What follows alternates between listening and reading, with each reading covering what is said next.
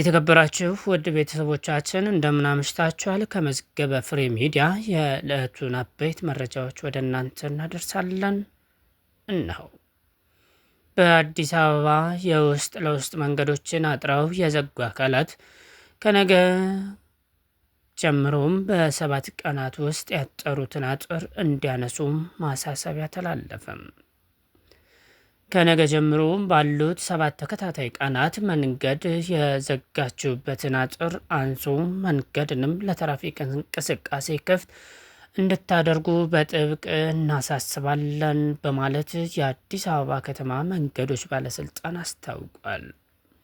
የአዲስ አበባ ከተማ መንገዶች ባለስልጣን በተለያዩ የከተማ ክፍሎች የተገነቡ የውስጥ ለውስጥ መንገዶች በህገወጥ መንገድ በግለሰቦች ታጥረው የተዘጉ መሆናቸውን አመልክቷል። ድርጊቱ የህብረተሰቡን በመንገድ ሀብት የመጠቀም መብት እየተጋፋ ከመሆኑም በተጨማሪ የትራፊክ እንቅስቃሴው እንዲስተጓጎል አሉታዊ ተጽዕኖ አሳድሯል ብሏል። በመሆኑም በሁሉም የከተማ ክፍሎች የሚገኙ የውስጥ ለውስጥ መንገዶችን አጥረው የዘጉ አካላት በሙሉ ከነገ ቅዳሜ ታኅሳስ 4 ቀን 2018 ጀምሮ ባሉት 7 ተከታታይ ቀናት መንገድ የዘጉበትን አጥር እንዲያነሱና መንገዱን ለትራፊክ እንቅስቃሴ ክፍት እንዲያደርጉም በጥብቅ አሳስቧል። በተጠቀሰው የጊዜ ገደብ ውስጥ አጥር የማያነሱ አካላትን በህግ ተጠያቂ እንደሚያደርጉም አስጠንቅቋል። ይህ ጉዳይ በበርካታ ሰዎች ዘንድ ጥያቄ የሚነሳበት ነው ሲልም አክለዋል።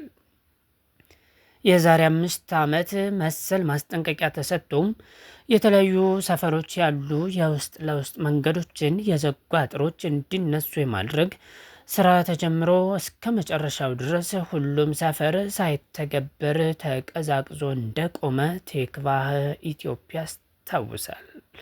በተለያዩ ሰፈሮች ውስጥ ለውስጥ በር ያላቸው አጥር ያጠሩ አካላት ተሽከርካሪዎች እንዳያልፉ የማድረግ እንዲሁም ጥበቃዎችን በማስቆም ክልከላ የማድረግና ትንሽ ሲመሽ በሩን የመዝጋት አለፍ ብሎም የተሽከርካሪና ሰው መተላለፊያ እንዳይኖር የማድረግ በአጠቃላይ የህዝብን መንገድ እንደ ግል ርስት ይጠቀሙታል የሚሉ ቅሬታዎችም ይነሳሉ።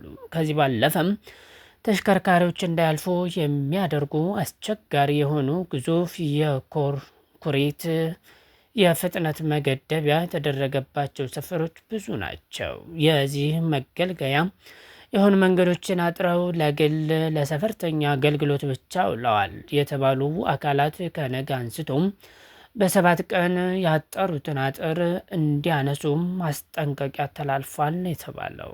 ዝርዝሩም የቴክቫህ ኢትዮጵያ ነው።